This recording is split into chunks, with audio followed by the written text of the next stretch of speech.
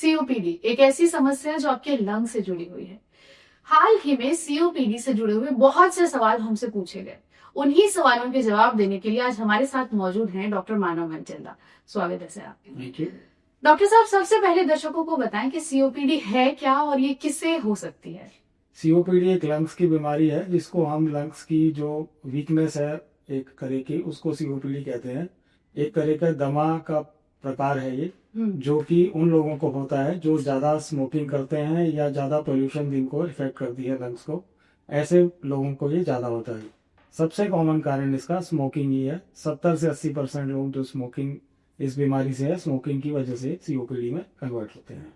ठीक, आपने कहा कि 70 से 80% लोग जो हैं वो सीओपीडी से जो पीड़ित हैं वो स्मोकिंग करते हैं। जो ज्यादा स्मोकर्स हैं उनमें सीओपीडी की समस्या ज्यादा देखी जाती है। तो स्मोकिंग जो है वो सीओपीडी से किस तरह से जुड़ी है, मतलब कैसे एसोसिएटेड है? स्मोकिंग जो है ये अपने आप में कई सारे पॉइजनस केमिकल्स लंग्स में छोड़ती है। इसमें से कुछ केमिकल्स हैं जो लंग्स को धीरे धीरे कमजोर करते हैं, उसके धुएं से, उसके केमिकल से। तो जब आप रेगुलर स्मोकिंग कर रहे हैं, कई सालों से कर रहे हैं, तो आपके लंग्स धीरे धीरे कमजोर होते जाते हैं। लंग्स की नालियां सिकुड़ती जाती हैं, अंदर बलगम जमने लगता है, जो कि एक सीओपीडी की बीमारी को उत्पन्न करता है। तो जैसे जैसे स्मोकिंग की प्रोबेबिलिटी आप करते ज्यादा जाएंगे, जितना स्मोक करते जाएंगे, जिसको हम स्मोक ईयर्स, पैक ईयर्स के नाम से जानते हैं। Number of years of smoking या डेली कितने आपने सिगरेट के पैक पिए, उसको हम पैक ईयर्स में कैलकुलेट करते हैं। जितने ज्यादा आपके पैक ईयर्स होंगे उतनी ज्यादा आपको सीओपीडी होने की प्रोबेबिलिटी बढ़ती जाती है। ठीक, आपने कहा कि कितने सिगरेट आपने रोज के पिए और कितने सालों तक पिए, तो इसका क्या कुछ कोई फॉर्मूला है कैलकुलेट करने का? वो क्या फॉर्मूला है? यही फॉर्मूला है, number of smoking pack years जिसके नाम से जानते हैं। सपोज आपने डेली का एक पैक पिया और एक साल तक पिया तो एक पैक ईयर हो गया। अगर आपने एक पैकेट डेली पिया तो 2 पैक ईयर हो गए, 2 साल तक पिया तो। ऐसे पैक ईयर्स हम लोग जब पेशेंट की हिस्ट्री लेते हैं तो हम पैक ईयर्स पूछते हैं कि आपने कितने पैकेट डेली पिए, कितने साल तक पिए। तो जितना ज्यादा हमारा पैक ईयर्स है उतनी ज्यादा लंग्स को प्रोबेबिलिटी है दिक्कत होने की। और केवल सीओपीडी नहीं, जो केमिकल्स है वो लंग्स में और भी बीमारियां करते हैं, कैंसर भी करते हैं, वो भी डायरेक्टली इन केमिकल से रिलेटेड।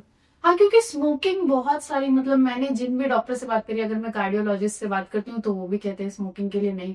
अगर न्यूरो में किसी से बात करें तो वो भी कहते हैं। सिगरेट ओवरऑल आपकी हेल्थ को कैसे इफेक्ट, मतलब जैसे आप ऐसा लगता है कि बस आपने स्मोक ही तो किया है और किया ही क्या है, पर वो अंदर जाके कैसे आपके शरीर को इफेक्ट करता है? तो स्मोकिंग से ना बहुत सारे केमिकल्स हमारे शरीर में जाते हैं जो तरह तरह के अंगों को अलग अलग तरह के तंग करते हैं। लंग्स को तो सबसे कॉमन लिया, क्योंकि सबसे कॉमन सोर्स वही है जहाँ पे स्मोक अंदर जा रहा है। उसके बाद जो और अंदर जो केमिकल्स फैलते हैं शरीर में स्मोकिंग से रिलेटेड, ब्लड के थ्रू फैलते हैं। तो ब्लड की कमी होना, फिर जगह जगह अंगों पे जाएंगे, हार्ट पे जाएंगे, ब्रेन में जाएंगे, तो वहां पे भी इनके साइड इफेक्ट, स्ट्रोक होना, हार्ट अटैक होना। नाड़ियों में से केमिकल जा रहा है तो नाड़ियां आपकी ठीक हो जाती हैं, जिससे हार्ट अटैक्स होने के चांसेस बढ़ जाते हैं, ब्लड प्रेशर बढ़ने के चांसेस बढ़ जाते हैं। ऐसे ही पेट में जाएगी तो पेट में या ब्लैडर का कैंसर होना। तो जहां भी वो केमिकल ब्लड के थ्रू आपका ट्रेवल कर रहा है वो अपने साइड इफेक्ट छोड़ रहा है। ठीक है, तो ये बेसिकली जैसे हम कोई दवा खाते हैं वो भी बॉडी में जाती है, अपने इफेक्ट, पॉजिटिव इफेक्ट दिखाती है। ये सारे केमिकल पूरी बॉडी में जाके नेगेटिव इफेक्ट दिखा रहे हैं, क्योंकि हम लंग से ही एंट्री करा रहे हैं केमिकल की, तो सबसे ज्यादा कॉमनली वही प्रॉब्लम कर रहे हो। लेकिन और भी ऑर्गन्स है, इनफैक्ट कोई शरीर का ऐसा ऑर्गन नहीं है जिससे केमिकल्स हमें तंग ना करे। मोस्टली हर ऑर्गन को तंग करती हैं। ज्यादा स्मोकिंग करने से इनफैक्ट इनफर्टिलिटी भी होती है मेल्स में, फीमेल्स में, तो गायनिकोलॉजिकल प्रॉब्लम भी इससे बढ़ जाती है। तो मतलब ये कहा जा सकता है कि स्मोकिंग जो है वो सर से लेके पांव तक आपको प्रभावित करती है। जी, सीओपीडी के केसेस जो है उन लोगों में भी देखे जाते हैं जो कि स्मोकिंग नहीं करते हैं, तो वो कौन से कारण हो सकते हैं कि सीओपीडी किसी में हो? जैसे हमने बताया कि 20 से 30% ऐसे लोग हैं जो बिना स्मोकिंग के भी सीओपीडी होते हैं, और आजकल इनकी तादाद बढ़ रही है। क्यों? क्योंकि पोल्यूशन का जो इफेक्ट है, जो क्यूमुलेटिव इफेक्ट पोल्यूशन का दिख रहा है, हर साल हमारी लंग्स पोल्यूशन फेस कर रहे हैं। तो जैसे जैसे हम जैसे स्मोकिंग का है, कितने साल आप स्मोक कर रहे हैं, कितने सालों तक कर रहे हैं, इसी से जैसे हम कितने सालों से पोल्यूशन से इफेक्ट हो रहे हैं। दिल्ली में आप देख रहे हैं, एनसीआर में देख रहे हैं, हर साल सर्दी में खासकर पोल्यूशन बहुत बढ़ जाता है। और जैसे जैसे लोगों की एज बढ़ रही है, स्मोकिंग का इफेक्ट भी पड़ रहा है, पोल्यूशन का इफेक्ट भी पड़ रहा है, तो इससे भी धीरे धीरे हमारे लंग्स कमजोर हो रहे हैं, जो कि अब सीओपीडी की बीमारी इसी वजह से नॉन स्मोकर्स में बढ़ रही है। इसके अलावा जैसे कोई किसी को चेस्ट में इंफेक्शन हुआ, ट्यूबरकुलोसिस हुआ, न्यूमोनिया हुआ, उससे भी लंग्स कमजोर हो रहे हैं। ऐसे पेशेंट्स भी कई बार सीओपीडी में कन्वर्ट हो रहे हैं।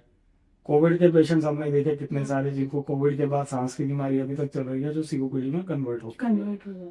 और खासकर कुछ लोग जो पोल्यूशन वाली इंडस्ट्री में काम कर रहे हैं, डाइज में, पेंट्स में या कंस्ट्रक्शन में, उनको भी पोल्यूशन काफी फेस करना पड़ता है। उनके लंग्स भी बिना स्मोकिंग की वजह से भी सीओपीडी में कन्वर्ट होते हैं। और अगर ऐसे में, ऐसे माहौल में, ऐसे वातावरण में कोई रह रहा है और वो स्मोकिंग भी कर रहा है तो उसका रिस्क ऑब्वियसली डबल हो जाता है। डबल हो जाता है, बिल्कुल, क्योंकि आप दोनों तरीके की नुकसान अपने शरीर को दे रहे हैं। आप काम तो कर ही रहे हैं, उसके ऊपर से आप स्मोक भी कर रहे हैं। तो इसीलिए जो भी हमारे पास इस टाइप का पेशेंट आता है हम उसको बहुत स्ट्रिक्टली समझाते हैं कि स्मोकिंग आपके लिए डबल एज है, क्योंकि आप दोनों धार से आप लड़ रहे हैं तो इस चीज। बिल्कुल बिल्कुल।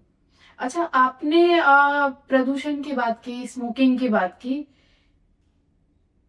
कुछ ऐसे लंग इन्फेक्शन भी हैं जो आपने अभी बताया भी कि जिनसे सीओपीडी होने के चांसेस जो हैं बढ़ जाते हैं, तो वो कौन से ऐसे इन्फेक्शन हैं? एक तो ट्यूबरकुलोसिस है। इंडिया में ट्यूबरकुलोसिस अभी भी बहुत कॉमन है। टीबी। तो उससे लंग्स कमजोर डेफिनेटली होते हैं, खासकर अगर हमारा ट्रीटमेंट इफेक्टिव ना रहे, पेशेंट्स प्रॉपरली दवाई नहीं ले या लेट इलाज शुरू हो, तो शुरू में जो लंग्स कमजोर हो जाते हैं फिर वो आगे चल के सीओपीडी का रूप धारण कर लेते हैं। कोविड के बाद में देखा है काफी पेशेंट्स को सीओपीडी में प्रॉब्लम हुई है। कुछ इन्फेक्शन है जैसे निमोनिया जो करते हैं, बैक्टीरिया जो स्ट्रॉन्ग बैक्टीरिया होते हैं निमोनिया वाले, वो भी कई बार लंग्स को आगे चल के कमजोर करके सीओपीडी में कन्वर्ट कर देते हैं। तो वो वजह क्या होती है कि कोई भी इन्फेक्शन जो है वो सीओपीडी में कन्वर्ट हो जाए? वो उनके पीछे मतलब क्या आपके जो रेस्पिरेटरी सिस्टम है उसमें कुछ कमजोरी आती है, क्या मुख्य कारण क्या? जो इन्फेक्शन हमारे लंग्स में होता है ना, ये लंग्स के सेल्स को मार देता है। Okay. और नाड़ियों में भी कई बार दिक्कत पैदा कर देता है, नाड़ियों को खोल देता है, चौड़ी कर देता है, डिस्टॉर्ट कर देता है आर्किटेक्चर उसका। तो जब ऐसा डिस्टॉर्शन हो जाए आर्किटेक्चर का, बेसिक ढांचा आपका लंग्स का बदल जाए, तो वो फिर सीओपीडी में कन्वर्ट होने के चांसेस बढ़ जाते हैं। क्योंकि अगर लंग्स का आर्किटेक्चर आपका बिगड़ गया तो ऑब्वियसली वहां पे फिर कल को बलगम भी ज्यादा जमेगा, सांस भी आपको फूलेगी। तो ऐसे पेशेंट सीओपीडी में कन्वर्ट फिर ज्यादा होते हैं। आपने अभी कुछ लक्षण बताए सीओपीडी के, और क्या क्या लक्षण हो सकते हैं जिससे कोई ये समझे कि उसे सीओपीडी है? सीओपीडी के जो कॉमन लक्षण है उसमें सबसे पहले खांसी होना रेगुलर, सांस फूलना, जरा से काम करने पर सांस फूलना, या उसको बलगम ज्यादा बन रहा है, खासकर बलगम अगर पुरुलेंट है जिसको हम कहते हैं पीला बलगम या हरा बलगम है, तो ऐसे लक्षण कॉमन होते हैं। इसके अलावा जब सीओपीडी एडवांस होता है तो फिर उसमें ऑक्सीजन की कमी शरीर में होने लगती है, जो उसके लक्षण दिखते हैं, शरीर पीला पड़ना, बात न कर पाना सीओपीडी की वजह से, या पैर में स्वेलिंग होना अगर जो सीओपीडी एडवांस स्टेज में चला जाता है। अच्छा, पैरों की स्वेलिंग भी आपके सीओपीडी से जुड़ी हो सकती है अगर साथ में सांस लेने में दिक्कत हो? आपने जो सिम्टम्स बताए वो काफी सिमिलर थे जो कि लंग कैंसर में भी देखने को मिलते हैं, तो डिफरेंशिएट कैसे कर सकते हैं आप? सीओपीडी जहाँ पे हमें डाउट होता है वहाँ पेशेंट्स को इन्वेस्टिगेट करते हैं। इन्वेस्टिगेशन में सबसे पहले जनरली हम एक सांस का फ्लूक मार के टेस्ट होता है जिसको हम पल्मोनरी फंक्शन टेस्ट कहते हैं। वो एक बेसिक टेस्ट है, लंग्स को आपकी कितनी स्ट्रेंथ है उसको टेस्ट करने का। उससे हम पता लगा पाते हैं कि इस पेशेंट को सीओपीडी है और कितनी सीवियरिटी पे है। दूसरी बात, जहाँ पे हमें डाउट होता है कि कहीं कोई कैंसर या कुछ ऐसी चीज साथ में नहीं जुड़ी हुई, उसके लिए हम चेस्ट एक्सरे, या अगर उसमें भी क्लियर नहीं होता तो सीटी स्कैन करके क्लियर करते हैं। बट बेसिक जो हमारा टेस्ट है डायग्नोसिस के लिए वो पल्मोनरी फंक्शन टेस्ट, पीएफपी जिसको हम कहते हैं, वो हम करते हैं सीओपीडी में। सांस से जुड़ा हुआ है। तो और कौन से ऐसे कारण हो सकते हैं जिससे कि आपकी सांस फूलती है? और बहुत सारे कारण होते हैं। रिलेटेड इससे बीमारी है जिसको हम अस्थमा कहते हैं, वो जनरली नॉन स्मोकर्स में होती है, वो रिवर्सिबल होती है, उससे भी सांस फूलता है। कई बार सांस फूलने के लंग्स के अलावा कारण होते हैं, जैसे किसी को हार्ट की कमजोरी है उसका भी सांस फूलेगा, किसी के शरीर में लिवर या किडनी की वजह से पानी अगर ज्यादा भर गया उससे भी सांस फूलेगा। और इंडिया में खासकर फीमेल्स में सबसे कॉमन जो होता है एनीमिया, आपने हीमोग्लोबिन अगर कम है तो उससे भी आपका सांस फूलेगा। तो जहाँ पे हम पे डाउट है कि एनीमिया भी साथ में है तो हम उसका एक आयरन हीमोग्लोबिन टेस्ट करके उसको पता करके उसको करेक्ट करते हैं। ठीक है। सीओपीडी के कुछ यूनिक ऐसे लक्षण हैं कि जो उसे बाकी दूसरे इन्फेक्शन से या थोड़ा अलग खड़ा कर देते हैं कि ये एक सिम्टम है तो ये सीओपीडी ही हो सकता है? सीओपीडी ना रिवर्सिबल बीमारी है, मतलब अगर आपको एक बार सीओपीडी एस्टैब्लिश हो गई तो वो आपको फिर सिम्टम्स रहने वाले हैं। और बीमारियों में जैसे इन्फेक्शन हो गया, आपको कुछ टाइम के लिए खांसी बुखार जुकाम हुआ, आप ठीक हो गए। सीओपीडी में आपका खांसी होगा, सांस फूलेगा, और ये प्रॉब्लम आपकी बिना दवाई के तो डेफिनेटली बढ़ेगी, दवा पे कंट्रोल हो जाएगी, लेकिन बीच बीच में आपको सिम्टम्स आ सकते हैं। तो जब ये रेगुलर प्रॉब्लम होने लगे 1-2 साल, तब सीओपीडी की प्रोबेबिलिटी बढ़ जाती है। और ऑब्वियसली अगर आप किसी अपने प्रैक्टिशनर से कंसल्ट करें, डॉक्टर से कंसल्ट करें, तो वो पीएफटी करके आराम से आपको ये बीमारी का कंट्रोल कर सकता है। सीओपीडी में जो पैर की स्वेलिंग के बारे में मैं बता रहा था वो तब होती है जब सीओपीडी एडवांस स्टेज पे चला जाए, ऑक्सीजन की कमी से हार्ट पे प्रेशर बढ़ने लगे, और हार्ट पे जब प्रेशर बढ़ने लगता है तो सीओपीडी की बहुत एडवांस स्टेज मानी जाती है। उस प्रेशर की वजह से पैरों में स्वेलिंग, दोनों तरफ पैरों में, पैर के निचले हिस्सों में स्वेलिंग होने लगती है। तो इसको सीओपीडी हम कॉर्पल्मोनरी के साथ जुड़ा हुआ मानते हैं, जिसमें सीओपीडी बहुत ज्यादा बढ़ने से हार्ट पे भी आपको स्ट्रेस पड़ने एडवांस में ये हुआ। जी। अच्छा, मैं थोड़ा रिदम को ब्रेक कर रही हूँ, लेकिन एक सवाल बीच में मेरा रह गया था। हम जब स्मोकिंग की बात कर रहे थे, क्या पैसिव स्मोकिंग भी इसमें किसी तरह का रोल निभा सकती है? बिल्कुल। पैसिव स्मोकिंग आप ये मान के चलिए कि अगर 1/10 आपको सिगरेट आपको मिल रही है, ठीक है ना, तो आप अगर 1/10 सिगरेट आप डेली ले रहे हैं और कई सालों तक ले रहे हैं, आपका पार्टनर अगर रेगुलर आपके सामने 10 सिगरेट पी रहा है तो एक तो आप पी रहे हैं, तो मतलब ये मान के चलिए कि आप महीने की 30 सिगरेट पी रहे हैं करीब से। तो पैसिव स्मोकिंग भी आपको नुकसान करती है। एक्टिव स्मोकिंग से यू कैन से 10% करती है, लेकिन डेफिनेटली अगर लॉन्ग टर्म एक्सपोजर उसका रहे, रेगुलर आपका पार्टनर आपके सामने कई बार स्मोकिंग कर रहा है, तो आपके अंदर भी वो केमिकल्स जाएंगे, धुआं जाएगा, तो आपको नुकसान करेगा। हालांकि प्रोबेबिलिटी कम है, लेकिन डेफिनेटली अगर लॉन्ग टर्म एक्सपोजर रहेगा तो नुकसान होगा। सीओपीडी की कुछ स्टेजेस भी होती हैं? सीओपीडी की स्टेजेस एक गोल्ड क्लासिफिकेशन होती है जो वर्ल्ड वाइड फॉलो की जाती है। इसमें सीओपीडी की 3 स्टेज है, ए, बी एंड ई। ये डिपेंड करता है पेशेंट को कितने सिम्टम्स हैं, किस हिसाब से वो एक्सेसरबेशन में जा रहे हैं, मतलब साल में कितनी बार उसको ज्यादा सांस फूल रहा है, उसकी क्लासिफिकेशन ए, बी और ई इस क्लासिफिकेशन के तौर पे की जाती है, डिपेंडिंग अपॉन कि पेशेंट किस स्टेज पे है सीओपीडी के। ठीक, इनको थोड़ा और आप डिस्क्राइब कर सकते हैं? हाँ, ए, बी और ई जो मैंने बताई, ए में क्या है कि पेशेंट के सिम्टम्स कम रहेंगे, हॉस्पिटलाइजेशन नहीं होता उसका। बी में यह है कि अगर पेशेंट के सिम्टम ज्यादा है या साल में एक बार हॉस्पिटलाइजेशन होना पड़ रहा है। और ई जो कैटेगरी है जिसमें सिम्टम भी ज्यादा है और साल में 2 या 3 बार से ज्यादा हॉस्पिटलाइज होना पड़ रहा है, तो वो ई कैटेगरी कहलाती है। आपने बात की हॉस्पिटलाइज होने की, तो इलाज क्या है इसके लिए? जैसे आपने कहा साल में एक बार होना पड़ता है, किसी को सिम्टम आए तो ये तो डॉक्टर ही डिसाइड करेंगे कि कब आपको जरूरत है एडमिट होने की। ट्रीटमेंट्स क्या है सीओपीडी के? ट्रीटमेंट में सबसे पहले हम जो बेसिक पे जाते हैं ना, कि जिस कारण से आपको सीओपीडी हो रहा है उसको आप अवॉइड करें, और वो जनरली स्मोकिंग होता है या आपका एक्सपोजर होता है, तो वो जहाँ पे आपको एस्टेब्लिश हुआ सीओपीडी है, आपको वो चीजें अपनी लाइफ से बिल्कुल हटानी है। That is the first step जिस भी आप ट्रीटमेंट पे बात करें। लेकिन अगर ये पॉल्यूशन की वजह से हो रहा है तो मतलब अपनी जगह बदली जाए या पोल्यूशन से, मतलब जैसे अपना शेड्यूल चेंज करें कि जिस टाइम पोल्यूशन कम है उस टाइम बाहर निकले, मास्क लगा के निकले, घर में अपना पोल्यूशन फ्री रखने के तरीके ढूंढे, मतलब जो भी आप स्टेप ले सकते हैं उसके लिए। स्मोकिंग, क्योंकि सबसे कॉमन कारण स्मोकिंग ही आ गई, तो अगर आप स्मोकिंग छोड़ देंगे तो आप ये समझिए 70% पेशेंट तो आपके वैसे ही उस आगे जाने से बच जाएंगे, है ना। तो इसलिए हम चाहते हैं कि जो भी इस पेशेंट को हो उसको हम avoidance is the first priority. उसके बाद आती है ट्रीटमेंट की बात। ट्रीटमेंट जैसे हम पल्मोनरी फंक्शन टेस्ट करते हैं जो मैंने बताया, उसमें लंग्स की कितनी कैपेसिटी है उस हिसाब से हम लोग उनको दवाइयाँ देते हैं। दवाइयों में सबसे कॉमन इसमें इनहेलर्स होते हैं, जो आज भी लोग टैबू मानते हैं, मतलब अच्छा नहीं मानते, लेकिन वो इस बीमारी का मेन स्टे ऑफ ट्रीटमेंट है। इसमें भी 2 तरीके की दवाई होती है, ब्रोंकोडायलेटर जिसको हम कहते हैं।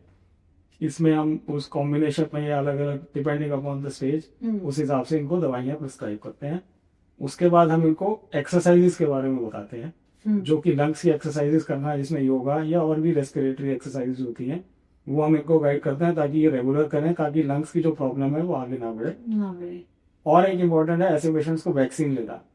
जो पेशेंट सीओपीडी के हैं उनमें फ्लू की वैक्सीन, निमोनिया की वैक्सीन एज पर गाइडलाइंस वो लेना जरूरी है। पीछे वैक्सीन की कोविड के चलते सबकी नॉलेज बढ़ गई है, सब अब तैयार है कि वैक्सीन लेना चाहिए, फायदा करती है।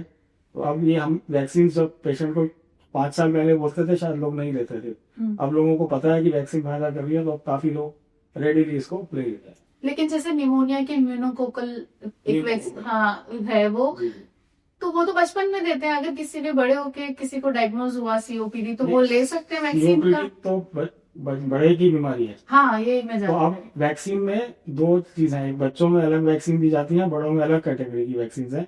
और न्यूमोकोकल और एक फ्लू की जो सालाना वैक्सीन है वो ऐसे पेशेंट्स के लिए रिकमेंडेड है।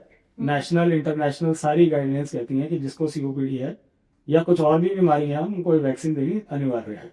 हर फिजिशियन का कर्तव्य है कि वो ऐसे पेशेंट को गाइड करे कि आपको ये वैक्सीन लेनी चाहिए, क्योंकि इनसे जो इन्फेक्शन होते हैं उसकी रोकथाम से आपके लंग्स की फर्दर वर्सिंग के चांसेस कम कम होते हैं। तो अगर किसी को सीओपीडी नहीं है या किसी भी तरह की कोई भी लंग से रिलेटेड बीमारी नहीं है लेकिन वो स्मोकर है, तो क्या वो ऐसी वैक्सीन लेकर खुद को सेफर साइड पे रख सकते हैं? जो फिर उसमें आते 60 के बियॉन्ड, अगर वो 60 एज के बियॉन्ड है उसमें भी रिकमेंडेड है, अगर उसको कोई बीमारी नहीं भी है तो 60 के बियॉन्ड है तो ले सकता है।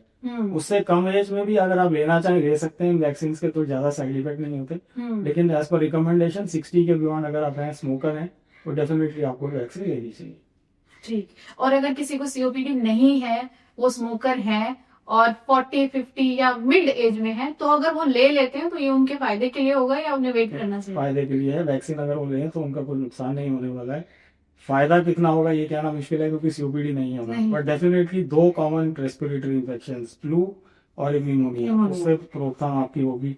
अगर आपको बीमारी हुई तो डेफिनेटली आपके लंग सफर करेंगे।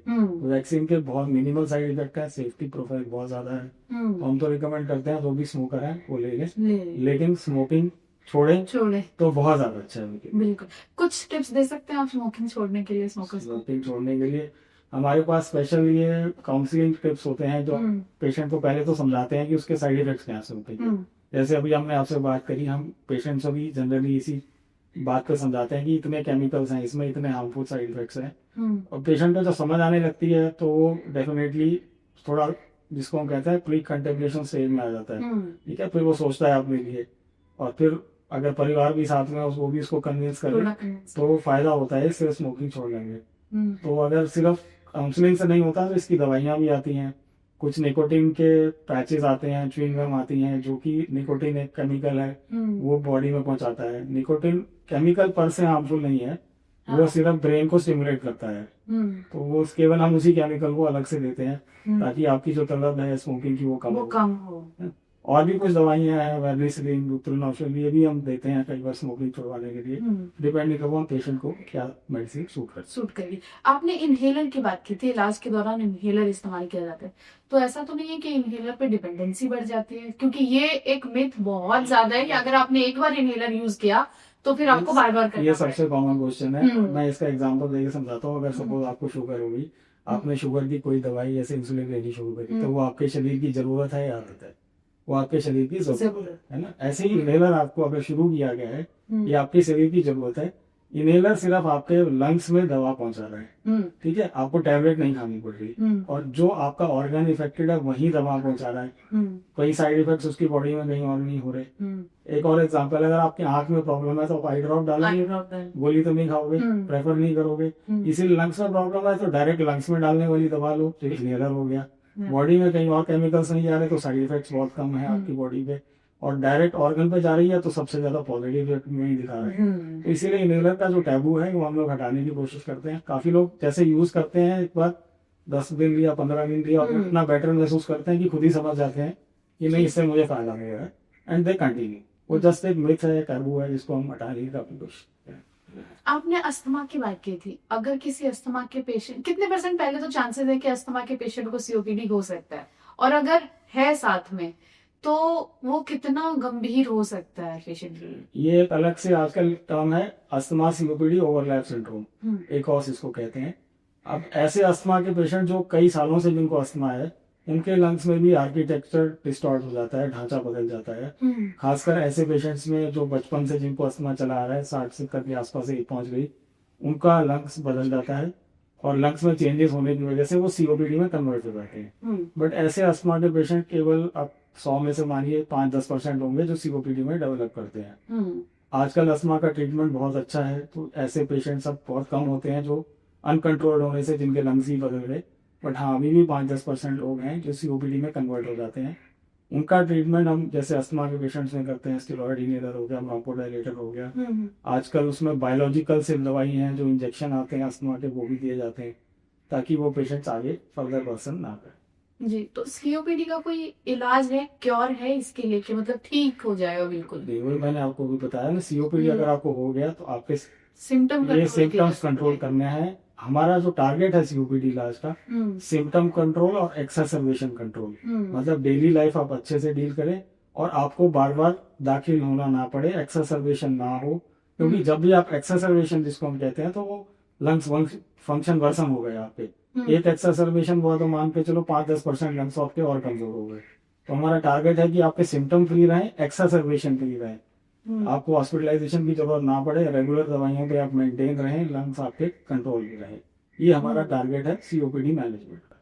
सीओपीडी के लिए एक ऑक्सीजन थेरेपी दी जाती है, उसके बारे में थोड़ा बताएं। सीओपीडी में ऑक्सीजन रेगुलर के लिए जब यूज पड़ती है, जब सीओपीडी एडवांस स्टेज पे चला जाता है, जब लंग फंक्शन आपके 30% से भी कम रह जाते हैं, उस स्टेज में क्या होता है कि शरीर में जो लंग्स है आपके पर ऑक्सीजन नहीं पहुंचा पाते, तो सप्लीमेंटल ऑक्सीजन आपको देनी पड़ती है, खासकर रात के टाइम, सो के टाइम, क्योंकि उस टाइम ऑक्सीजन और डिप होती है।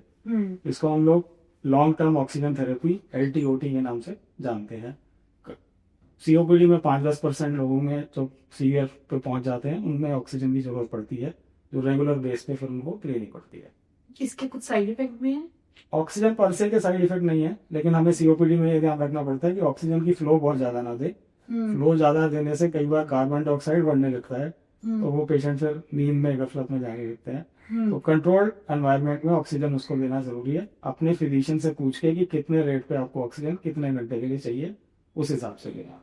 ठीक, आपने कहा कि ऑक्सीजन थेरेपी जो है एडवांस स्टेज में दी जाती है, क्या कुछ ऐसा भी है कि अगर आप अर्ली स्टेज में सीओपीडी का आपको पता चल जाए कि किसी पेशेंट को या आपको है, तो उसकी ट्रीटमेंट इजी हो जाती है, मतलब लाइफ थोड़ी इजी रहती है? अगर आपको जितना अर्ली कैच करें सीओपीडी या किसी बीमारी को, ट्रीटमेंट ऑलवेज उसका इजी रहता है।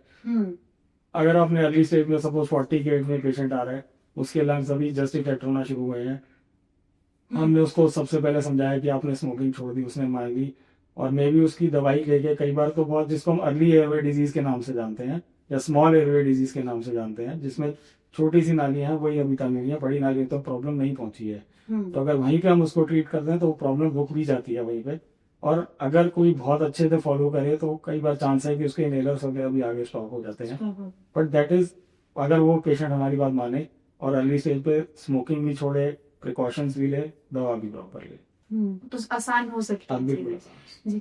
एक कुछ क्या कुछ ऐसे घर पे किए जाने वाले टेस्ट हैं, जैसे कहीं कुछ एक्सपर्ट्स का कहना है कि अगर आप गुब्बारा फुलाते हैं तो आप अपने लंग को समझ सकते हैं कि वो कितने केपेबल है, तो क्या कुछ ऐसे टेस्ट हैं जो आप घर पे भी कर सकते हैं अपने लंग की कैपेसिटी? हाँ, मतलब वैसे पुराने जमाने में शंख बजाने का काफी एक कॉमन रिवाज था, आजकल तो खैर लोग नहीं करते हैं, बट गुब्बारा फुलाने से आपको डेफिनेटली एक रफ आइडिया लग जाता है कि लंग कैपेसिटी कितनी है। या कोई लोग जो रेगुलर बोलते हैं, उनको भी अगर अपने सेंटेंसेस या वर्ड्स पूरा करने में दिक्कत नहीं आ रही, पैराग्राफ बोल पा रहे हैं, या कोई रेगुलर वॉक कर रहा है, वॉकिंग से अगर उसको सांस मिलने लग रहा है तो इसका मतलब दिक्कत है। मतलब कोई भी एक्सरसाइज जो लंग्स की कैपेसिटी को टेस्ट कर रही है, जिसमें कॉमनली तो गुब्बारा फुलाना है या शंख बजाना है, इससे आपको पता लग जाता है। उसके अलावा एक आजकल एक पीक फ्लोमीटर होता है, बड़ा हैंडी सा डिवाइस है, वो आजकल बहुत कॉमनली अवेलेबल है, पीक फ्लोमीटर के नाम से जानते हैं, जिसमें बॉल्स होती है छोटी छोटी। उससे आप अपने लंग्स की एक रफ कैपेसिटी पता लग जाती है आपको। हमारे पेशेंट्स को कई बार बोलते भी हैं कि आप इसको रखिए अपने पास, एक तो आप उससे एक्सरसाइज कर सकते हैं लंग्स की, और लंग्स की कैपेसिटी में कि आप कितने बॉल उठा पा रहे हैं, उससे आपको पता लग जाता है। ठीक है, ऐसा भी कुछ है कि सीओपीडी आगे जाकर कैंसर में कन्वर्ट हो सकता है?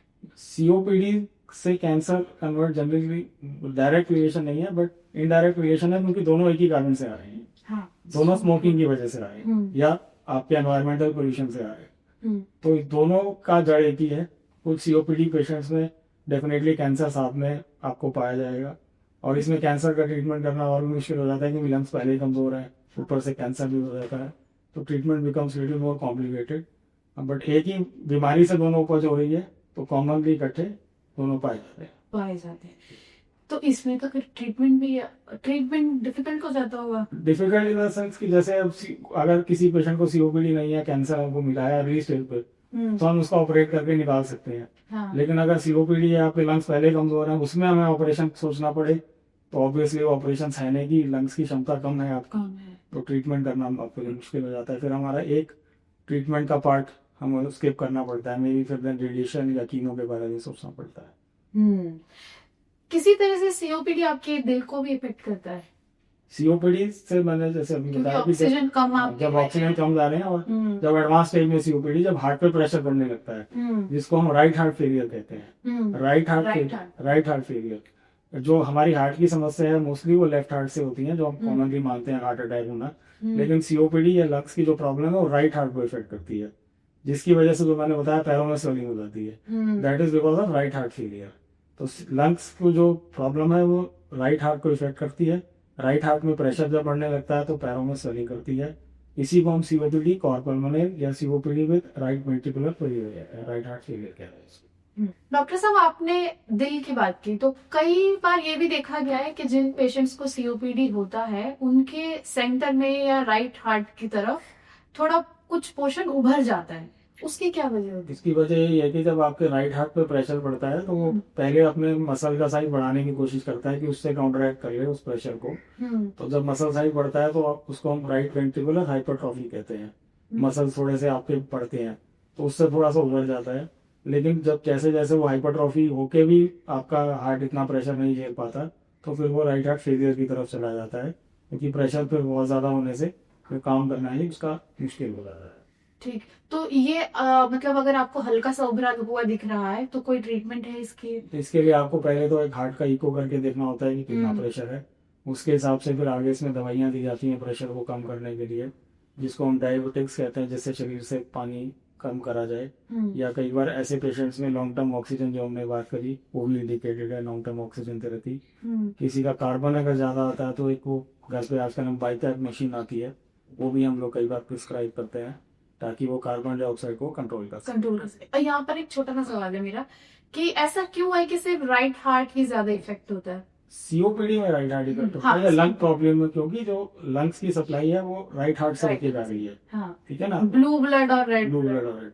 आपका जो ब्लू ब्लड है वो ब्लू वाला लंग्स में जा रहा है। जब लंग्स में ही प्रॉब्लम है तो वो ब्लू ब्लड ठीक नहीं हो रहा और हार्ट को फिर ज्यादा काम करना पड़ रहा है उसे लंग्स तक पहुंचाने के लिए। ठीक है ना, मतलब जिस जगह पे आप सप्लाई कर रहे हैं वहीं आपकी रुकावट है। तो ये हार्ट को ज्यादा काम करना पड़ेगा उस ब्लड पंप करने के लिए, तो वो धीरे धीरे फिर वो अपना इफेक्ट कम होगी।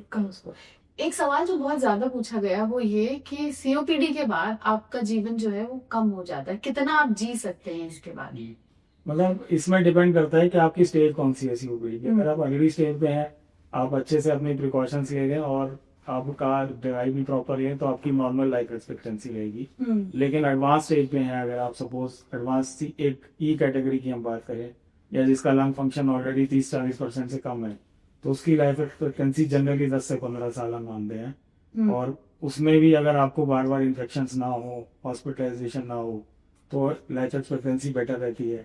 अगर आपको साल में हर बार 2 या 3 बार एडमिट होना पड़ रहा है तो लाइफ एक्सपेक्टेंसी जनरली 5 से 10 साल रह जाती है। और लाइफ क्वालिटी कैसी रहती है इसमें? क्या ऐसा है कि आप दवाइयों और इलाज के बीच में ही जूझते रहते हैं? अगर अर्ली स्टेज में है तो आपकी लाइफ की क्वालिटी एक नॉर्मल लाइफ के बाद, बट आपको दवाई रेगुलर लेनी है। जैसे और भी कोई बीमारी है, शुगर बीपी, आप दवाई लेके अपना सारे कार्य कर सकते हैं ऐसे ही। लेकिन लेट स्टेज में अगर आपको सांस में दिक्कत ज्यादा होने लगी है तो दवाइयों के बावजूद भी आपकी फिर थोड़ी सी क्वालिटी ऑफ लाइफ कॉम्प्रोमाइज रहती है। सारी एक्टिविटीज शायद आप नहीं कर पाते और खेलकूद तो डेफिनेटली नहीं, कई बार घर में नहाना चलना फिरना में दिक्कत होती है। जैसे जैसे स्टेज ऑफ सीओपीडी वर्सन होगी वैसे वैसे आपकी क्वालिटी ऑफ लाइफ और लाइफ एक्सपेक्टेंसी दोनों सफर करेंगे। आपने बताया कि कई बार चलना फिरना, आप रोजमर्रा के काम करना भी मुश्किल हो जाता है, ऐसे में रोल आता है परिवार के लोगों का। तो सीओपीडी के पेशेंट की केयर किस तरह से की जाए? केयर के लिए बहुत इंपॉर्टेंट है कि उनके फैमिलियल सपोर्ट अच्छा रहे, जो उनकी डे टू डे एक्टिविटीज में जैसे सफर कर रहा है उसको हेल्प करे, या उनकी लंग्स की एक्सरसाइजेस को ओवरसी करे, या उनकी दवाइयों को ओवरसी करे। तो अगर कोई फैमिली में है जो केयर अच्छे से दे पाए तो डेफिनेटली आउटकम बेटर रहता है ऐसे पेशेंट का। अगर अकेला कोई पेशेंट रह रहा है वो सब नहीं कर पा रहा, दवाई नहीं दे पा रहा, तो डेफिनेटली उसकी लाइफ में दिक्कत रहने वाली है। दूसरा, इसमें साइकोलॉजिकल सपोर्ट भी बड़ा इंपॉर्टेंट है, क्योंकि जब आपका सांस फूलता है ना तो आप डेली करके कहीं ना कहीं डिप्रेशन या परेशानी में भी आ जाते हो। तो कुछ % हमारे होते हैं जिनको हमें साथ में डिप्रेशन की और एंजाइटी की दवाई भी देनी पड़ती है, क्योंकि ऑब्वियसली जब आपको सांस नहीं आएगा तो आप कहीं ना कहीं घबराहट आपको होती है। और फिर लॉन्ग टर्म में वो डिप्रेशन में भी पेशेंट चले जाते हैं। तो फैमिली अगर सपोर्टिव हो तो ये कॉम्प्लिकेशन भी कम होती है, डिप्रेशन भी कम होता है। नहीं तो हमें कई बार ऐसी दवाइयां भी साथ में कुछ ऐसी भी चीजों का ख्याल रखना होगा कि उनको लंग इन्फेक्शन ना हो। डेफिनेटली घर में परिवार में अगर किसी को इन्फेक्शन है तो ऑब्वियसली आप उसको सेग्रीगेट करें, पेशेंट अलग रहे, क्योंकि वायरल इन्फेक्शन कैच करना, बैक्टीरियल इन्फेक्शन कैच करना बड़ा कॉमन है। ठीक, एक आपने एक्सरसाइज की बात की, तो कुछ ऐसी एक्सरसाइजेज हैं जो सीओपीडी के पेशेंट कर सकते हैं ताकि उनके लंग्स तो योगा जैसे मैंने बताया सबसे कॉमन हम्म। अनुलोम विलोम और कपालभाति जो और एक्सरसाइज हैं बहुत फायदा करती हैं। इसके अलावा एक बॉल वाली एक्सरसाइज हमने डिस्कस करी, एक स्पायरोमीटर आता है जिसमें 3 बॉल्स होती हैं, उसको आप रेगुलर बेस पे करें। उसके अलावा डीप ब्रीदिंग एक्सरसाइज होती हैं, इन एंड आउट लेना, सांस रोक के फिर छोड़ना, जो कि एक्चुअली तो सब योगा से ही निकली है। तो अगर आप उसको यूज करें तो डेफिनेटली आपको बेटर क्वालिटी ऑफ लाइफ मिलती है। हम यहाँ पे बात कर रहे हैं लंग्स में होने वाली एक समस्या की। लंग्स जो है वो ऑक्सीजन लेते हैं और पूरी बॉडी तक हम उसे कैरी करते हैं, जिसमें हमारा दिल मदद करता है। यहाँ दोनों ही चीजें उस बीमारी से इफेक्ट हो रही हैं, मतलब बॉडी के बाकी पार्ट्स तक ऑक्सीजन कम ही पहुंच रहा होगा। तो कुछ ऐसा भी है कि अगर आपको सीओपीडी है तो आपके बॉडी के दूसरे ऑर्गन्स या पार्ट्स पर इसका असर हो सकता है। अगर आपकी ऑक्सीजन कंसिस्टेंटली कम रहेगी तो जैसे ब्रेन आपका सुन होने लगेगा धीरे धीरे, आपकी ड्राउजीनेस होगी, या उससे पहले इरिटेबिलिटी बढ़ेगी, या आपकी जो मेमोरी है वो फेड होने लगेगी। ऐसे ही अगर किडनी लीवर तक कम पहुंचता है तो राइट हार्ट फेलियर की वजह से लीवर में भी कई बार स्वेलिंग बढ़ जाती है। किडनी पे आपका अगर ब्लड कंसिस्टेंटली कम जाएगा तो धीरे धीरे किडनी भी वर्सन होने लगती है। और आपकी डाइजेशन में भी अगर आपका ब्लड कम पहुंच रहा है तो डाइजेस्टिव सिस्टम भी इफेक्ट होगा, तो डेफिनेटली असर होता है इन चीजों का। डाइट किसी तरह से सीओपीडी में मदद कर सकती है? डाइट में हम जनरली कहते हैं कि सीओपीडी में ना एक प्रोटीन नरिशमेंट बहुत इंपॉर्टेंट है, क्योंकि सीओपीडी में प्रोटीन मेल नरिशमेंट बहुत होती है। प्रोटीन बॉडी में बहुत, क्योंकि आपका लंग्स को ज्यादा काम करना पड़ रहा है, ज्यादा काम करना पड़ रहा है तो प्रोटीन ब्रेक डाउन हो रहा है, तो प्रोटीन को एक्स्ट्रा लेने की बहुत जरूरत है। तो ऐसे पेशेंट में हम थोड़े कहते हैं आप हाई प्रोटीन डाइट लीजिए, कार्बोहाइड्रेट्स आप कम रखिए, क्योंकि कार्बोहाइड्रेट से कार्बन ज्यादा बनती है तो फिर लंग्स को ज्यादा काम करना पड़ेगा। तो high protein low carb diet हम लोग ऐसे पेशेंट में प्रेफर करते हैं। ठीक। सीओपीडी आपकी स्लीप को भी किसी तरह से इफेक्ट कर सकती है? स्लीप साइकिल भी इससे होती है, क्योंकि जब ऑक्सीजन नहीं जाएगी, कार्बन ज्यादा बनेगी शरीर में, तो स्लीप साइकिल आपकी डिस्टॉर्ट होगी। और सीओपीडी पेशेंट्स कुछ खासकर ओबीस जो होते हैं, जिनमें मोटापा साथ में जुड़ा हुआ है, उसमें एक ऑब्स्ट्रक्टिव स्लीप अपनिया की प्रॉब्लम, या इसको हम ओवरलैप सिंड्रोम कहते हैं, वो कॉमनली एसोसिएटेड है। ऐसे पेशेंट्स में हमको कई बार स्लीप स्टडी करके उनकी नींद की क्वालिटी असेस करके एक बाइकैप मशीन है वो भी कई बार साथ में यूज करनी पड़ती है। कुछ ऐसे टिप्स हैं, मतलब सोने के तरीके या सोने से पहले कुछ खाएं या कुछ, कि अगर आपको सीओपीडी है तो आप अच्छी नींद ले सकें? मतलब आप सोने से पहले लाइट मील लें, ज्यादा हैवी मील रात को ना लें। ऑब्वियसली बहुत ज्यादा कार्ब्स तो आपको डेफिनेटली नहीं लेने हैं, और लाइट मील लेने के बाद आप थोड़ा सा वॉक करें, कुछ भी एक्सरसाइज करें। इमीडिएटली लेट के ही ना सोएं, क्योंकि इसमें रिवेजिटेशन होना, एसिड बनने की चांसेस भी ज्यादा है। तो अगर आप इमीडिएटली लेटेंगे तो गैस्ट्राइटिस भी बहुत होगा आपको। तो अगर आप, और प्लस अपनी जो रात की दवाई है वगैरह वो प्रॉपर लेके सोएं, ताकि रात की नींद आपकी कंफर्टेबल। कुछ ऐसा कि राइट करवट लें या लेफ्ट लें ताकि ब्रीदिंग थोड़ा इजी रहे? नहीं, उससे फर्क नहीं पड़ेगा। अच्छा। खांसी सीओपीडी का एक लक्षण हो सकती है? खांसी, बलगम, सांस फूलना, ये कॉमन सीओपीडी के ये सारे लक्षण। तो एक बलगम से जुड़ा हुआ भी सवाल था कि कई बार ऐसा होता है कि सीओपीडी के जो पेशेंट्स होते हैं वो कहते हैं कि बलगम में स्मेल आती है, तो उसमें थोड़ा बताएं कि वो क्यों हो सकती है, अगर ऐसा हो रहा है तो आप क्या करें? सीओपीडी में जब बलगम में स्मेल आने लगे, मतलब सीओपीडी एक्सासर्बेशन जब बढ़ गई है, उसकी हम 3 लक्षण होते हैं। या तो बलगम आपका फाउल स्मेलिंग हो, स्मेल वाला हो, या उसकी क्वांटिटी बढ़ गई है, या उसकी जो आपकी इंटेंसिटी है वो बहुत ज्यादा है और उसमें ब्लड आने लग गया। तो ऐसी 3 सिचुएशन में मानते हैं कि जनरली इन्फेक्शन कुछ ना कुछ आपको पकड़ा है, इसकी वजह से हुआ है। तो उसमें हमें एंटीबायोटिक्स का सहारा लेना पड़ता है इन्फेक्शन को ट्रीट करने के लिए। कई बार हम एंटीबायोटिक्स एम्पेरिकली देते हैं, या कई बार बलगम की जांच करा के देख के क्या इन्फेक्शन है उस हिसाब से लिया जाता है। कोई नेचुरल रेमेडीज हैं सीओपीडी को ठीक करने के लिए? नेचुरल रेमेडीज में जो एक्सरसाइज है, एक तो वही नेचुरल सबसे पहले है। उसके अलावा खाने में, डाइट में अगर आप हेल्दी डाइट को देखें, जो हेल्दी डाइट मानी गई है, इसमें नट्स हो गए, आपके प्रोटीन के जो भी पदार्थ हैं वो लें, और एक्स्ट्रा जैसे आज का जो जंक फूड है वो सब अवॉइड करें। तो ये सब एक तरह से नेचुरल रेमेडीज ही हैं जो स्मोक आपकी सीओपीडी में हेल्प करती हैं। शुक्रिया डॉक्टर। तो ये थे मेरे साथ डॉक्टर मानव मंचंजा, जिन्होंने सीओपीडी से जुड़े तकरीबन सभी सवालों के जवाब दिए। ऐसे ही और इन्फॉर्मेटिव वीडियोस के साथ मैं नीता शर्मा आपसे जल्द ही फिर मिलूंगी। तब तक अपना ख्याल रखें, सेहतमंद रहें, हंसते मुस्कुराते रहें और एनडीटीवी इंडिया देखते रहें।